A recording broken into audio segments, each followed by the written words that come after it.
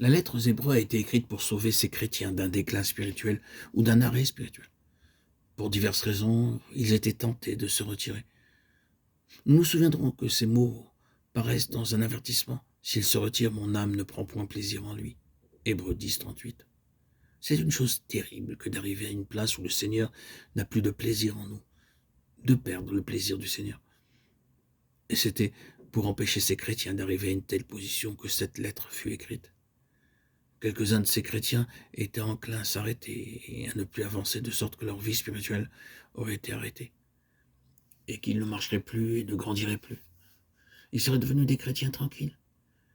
Ce qui a été l'est encore aujourd'hui. L'avenir ne les gouvernait en rien. Cette lettre fut donc écrite pour les sauver d'un recul ou d'un arrêt.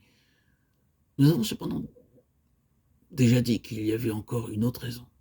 C'était de soutenir ces chrétiens dans un temps tout proche de grande détresse. Cette lettre a évidemment été écrite peu avant la destruction de Jérusalem. L'auteur en avait peut-être déjà vu les signes, mais qu'il les ait vus ou non, le Saint-Esprit connaissait ce qui allait arriver. Il y avait savait qu'un temps de dure épreuve allait éprouver ces chrétiens et ébranler tout ce en quoi ils s'étaient confiés sur cette terre.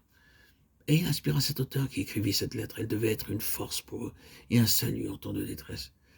Et la méthode qu'il employa pour leur apporter de l'aide fut de leur présenter tout à nouveau la grandeur du Seigneur Jésus, la grandeur de la vocation céleste, et de leur rappeler combien il est grand d'être des compagnons de Christ et de la vocation céleste. L'auteur chercha donc à présenter le Seigneur Jésus dans sa supériorité sur tous ceux qui l'avaient précédé, mais en le faisant, il rappela encore une autre chose. Et c'est une question très intéressante. Il dit, durant tous les âges du passé vécurent des hommes qui rencontrèrent de grandes difficultés, beaucoup de découragement et d'épreuves. Et là, il mentionne Abraham. Oui, Abraham avait eu vraiment une vie difficile. Il éprouva la difficulté de la promesse différée. Les promesses de Dieu ne semblaient pas se réaliser. Dieu resta longtemps à accomplir sa parole. Nous connaissons tous quelque chose de cette même difficulté. Nous avons hâte, et Dieu ne se hâte pas, il semble avoir tout le temps à sa disposition. Nous sommes troublés, or si le Seigneur voulait se hâter. Et je pense que nos prières sont souvent marquées par une parole, Seigneur, veuille le faire. Si un homme connut le besoin d'être patient, ce fut Abraham. Il rencontra cette difficulté, Dieu tarde si longtemps à l'accomplissement de ses promesses, et Abraham faiblit dans cette épreuve. À cette occasion, il quitta le pays de la promesse et alla en Égypte, où il trouva dans une détresse encore plus grande. Il dut dire un mensonge pour sortir de sa détresse. Cette question fut une réelle épreuve pour Abraham. Il y a là, je pense, des signes qui nous font comprendre que sa femme n'était pas toujours en sympathie avec lui.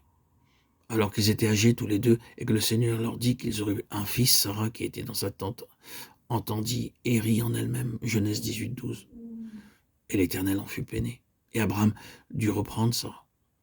Nous pouvons excuser Sarah, le chemin par lequel l'Éternel conduisait son mari était dur pour elle.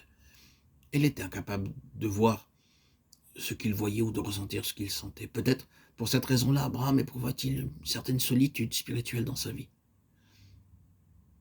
Et en ce qui concerne ce jeune homme, Lot, qui lui causait tant de difficultés, il ne partageait certainement pas la vision d'Abraham. Sa vision était entièrement sur cette terre. Ses ambitions étaient toutes dans le présent. Et nous connaissons bien son histoire. Nous savons quel écharde il était dans le côté d'Abraham. Nous pourrions ajouter d'autres détails à cette histoire pénible. La vie d'Abraham n'a pas été facile. Et cependant, nous le savons. Le Nouveau Testament dit qu'Abraham se réjouissait. Pourquoi l'a-t-il fait? Pourquoi s'est-il réjoui dans la tribulation? Jésus lui-même nous le dit. Abraham, votre père, a tressailli de joie à la pensée de voir mon jour. Il l'a vu. Il a été rempli de joie. Jean 8, 56. D'une manière ou de l'autre, Abraham avait vu le Seigneur Jésus. Il avait vu le jour du Seigneur Jésus. Et cela l'a soutenu dans toutes ses difficultés.